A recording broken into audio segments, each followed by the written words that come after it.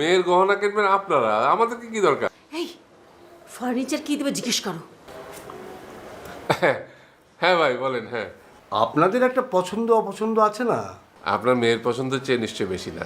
আরে জিজ্ঞেস করো না। রেস্টুরেন্ট অনেক ডিফারেন্ট। ঠিক আপনার মতো। মানে মানে আব্বু আম্মু গত 4 বছর ধরে মেয়ে খুঁজতে খুঁজতে শেষ পর্যন্ত আপনার ওখানে গিয়ে ল্যান্ড করল। ইনফ্যাক্ট আব্বু আম্মু আপনাকে দেখতেই গিয়েছিল। আমাকে? কেন, আপনি কিছু জানতেন না? না, আব্বু আম্মু আপনাকে কিছু বলেনি? কই না তো। আশ্চর্য, আমরা এখন অনেক ট্র্যাডিশনাল রয়ে গেছি। তবে আমার আপনাকে ভালো লেগেছিল একটি কারণে। কি জানেন? আপনার সিম্পলিসিটি।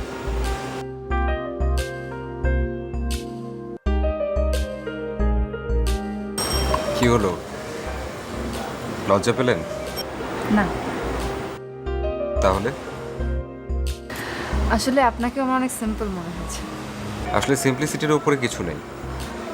মানুষ আজকাল বড্ড বেশি আর্টিফিশিয়াল।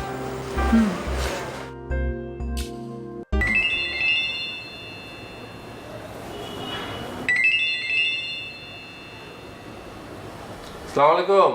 ওয়ালাইকুম সালাম। অর্ণবের আব্বা। হ্যাঁ ভাই, কেমন আছেন? হঠাৎ কি মনে করে ফোন করলেন? হঠাৎ বলছেন কেন? এখন তো ঘন ঘন কথা বলার সময়। যাক, যে জন্য ফোন করলাম, কাল ভাবিকে একটু কষ্ট করে পাঠিয়ে দিন।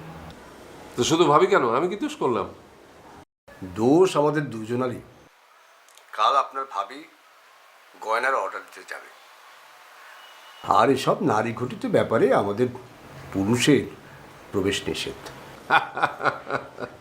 তা মেয়ের গহনা কিনবেন আপনারা, আমাদেরকে কি দরকার? এই ফার্নিচার কি দেবে জিজ্ঞেস করো। হ্যাঁ ভাই বলেন। হ্যাঁ, আপনাদের একটা পছন্দ অপছন্দ আছে না?